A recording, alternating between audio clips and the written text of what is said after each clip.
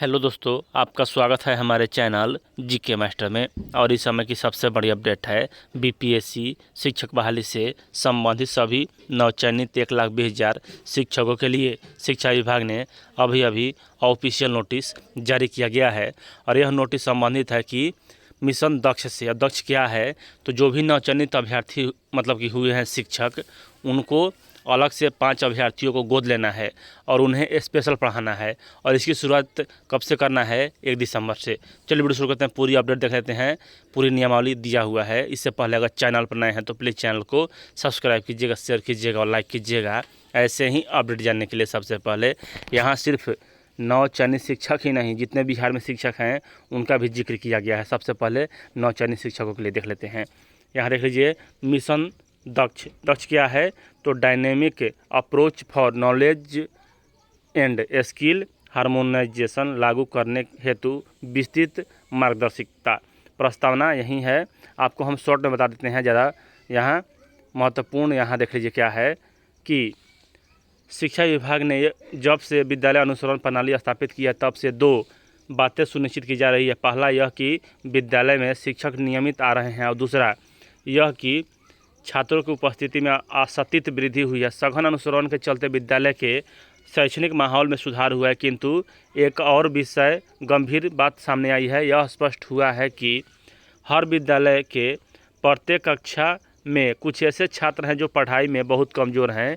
यह स्वाभाविक होता है कि एक कक्षा में कुछ छात्र अत्यंत मेधावी होते हैं, कुछ औसत के और कुछ बहुत ही कमज़ोर होते हैं। जो पढ़ाई में बहुत ही कमज़ोर होते हैं वे इतने कमज़ोर होते हैं कि वे साक्षर भी नहीं कहलाए जा सकते। यानी कि पढ़ते तो 5वीं में हैं लेकिन उनको अंग्रेजी में हिंदी का भी शब्द क ख ग घ भी नहीं आता है। ऐसे भी बहुत हैं। पहले क्या था कि छोड़िए जो बात जो भी, यानी कि वे हिंदी भाषा का एक शब्द भी नहीं पढ़ पाते हैं। इसका परिणाम यह होता है कि वह छात्र 10वीं की बोर्ड परीक्षा उत्तीर्ण नहीं कर पाते हैं और ड्रॉप आउट हो जाते हैं। राज्य का ड्रॉप आउट रेट इस स्तर पर बहुत ज़्यादा है, जिस कारण राष्ट्रीय स्तर पर राज्य की स्थिति में रैंकिंग काफ़ी गिर जाती है। हाल ही में हुए जातीय सर्वे में यह बात पता चली है कि जैसे जैसे कक्षा का स्तर बढ़ता है राज्य का ड्रॉप आउट रेट भी बढ़ता जाता है, जो कि एक चिंताजनक स्थिति है।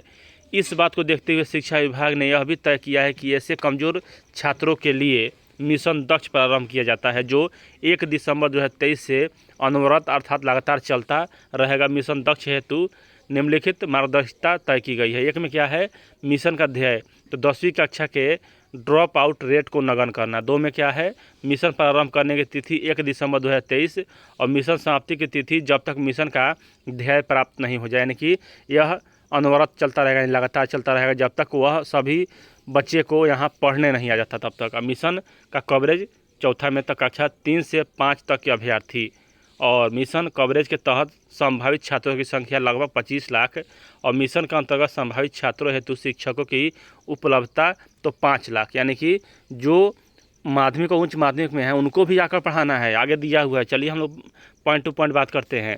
मिशन का कार्यान्वयन, मिशन के कार्यान्वयन हेतु निम्नलिखित चरण होंगे। पहला चरण क्या होगा, यह तुरंत प्रारंभ होगा। इस चरण के सभी राज्य के सभी प्रारंभिक विद्यालय में कक्षा 3 से 8 तक ऐसे सभी विद्यार्थियों को चिन्हित किया जाए जो कि पढ़ाई में बहुत कमज़ोर हैं। इन्हें चिन्हित करने का कार्य 30 नवंबर 2023 तक पूरा कर लिया जाना चाहिए। यानी कि यहाँ देख लीजिए 30 नवंबर तक यह कार्य पूरा कर लेना है कि कौन अभ्यर्थी को हिंदी पढ़ने नहीं आ रहा है। सभी प्रारंभिक विद्यालय के प्रधानाध्यापक को निर्देशित किया जाता है कि वे कक्षा 1 से 8 तक के ऐसे छात्रों को चिन्हित करें जो पढ़ाई में इतने कमज़ोर हैं कि वह साक्षर भी नहीं कहला पाते हैं। और ऐसे छात्र को देख लीजिए हैं, ऐसे छात्र जो हिंदी वाक्य लगातार नहीं पढ़ सकते हैं, ऐसे छात्र जो हिंदी के कुछ वाक्य लगातार नहीं पढ़ सकते हैं, ऐसे छात्रों को चिन्हित करना है। और तीसरा देख लीजिए यहाँ क्या है, ऐसे छात्र जो मौलिक गणित करने में सक्षम नहीं है, यानी कि वह जोड़ घटाव करने में भी सक्षम नहीं है, ऐसे छात्रों की गिनती करना है और कक्षा 1 से 8 तक में।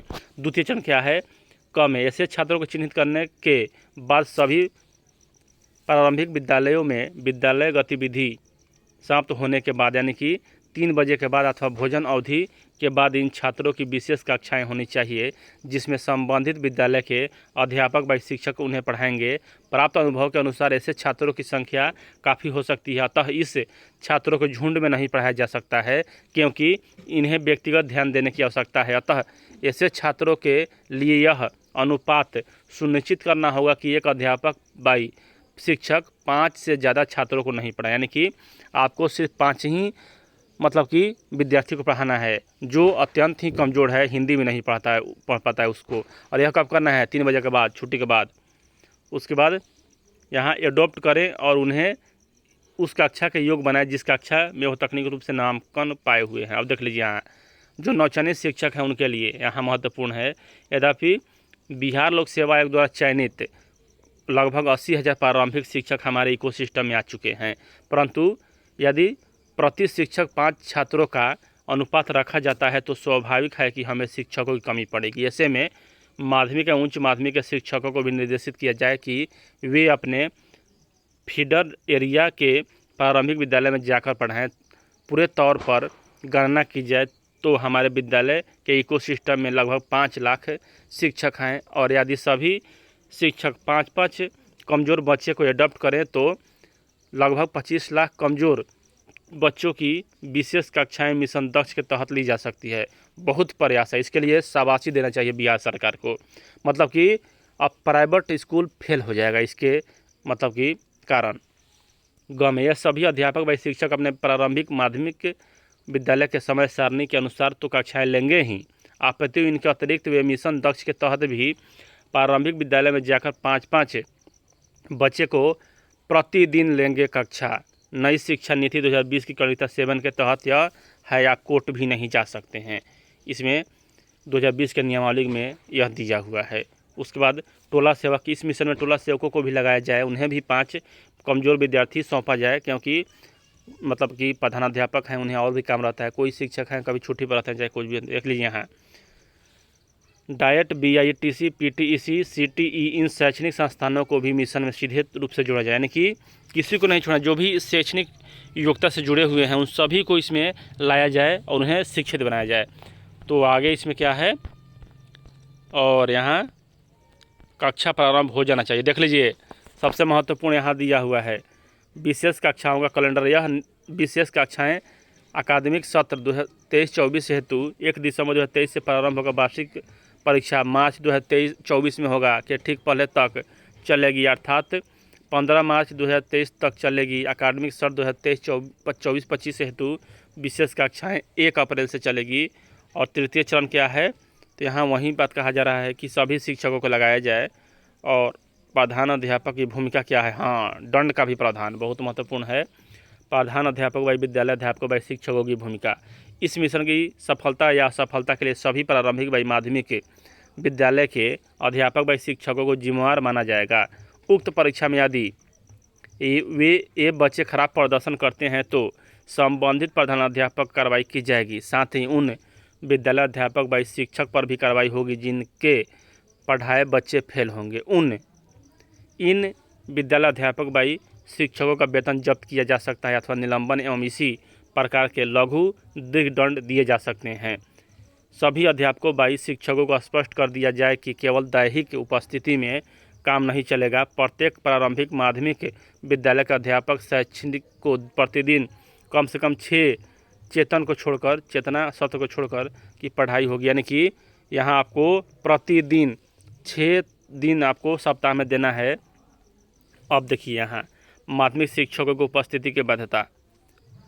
उपरोक्त को देखते हुए यह भी सुनिश्चित किया जाए कि सभी माध्यमिक विद्यालय के शिक्षकों की हाजिरी दैनिक रूप से तो लगेगी ही, किंतु वे यह भी इंगित करेंगे कि उन्होंने प्रतिदिन कितनी कक्षाएं ली है। यदि किसी भी दिन 6 कक्षाएं चेतना सत्र को छोड़कर और मिशन दक्ष की कक्षाओं को मिलाकर उनके द्वारा नहीं ली जाती है तो यह माना जाएगा कि विद्यालय में केवल सशरीर ही उपस्थित थे और उन्हें उस दिन का वेतन भुगतान नहीं किया जाएगा।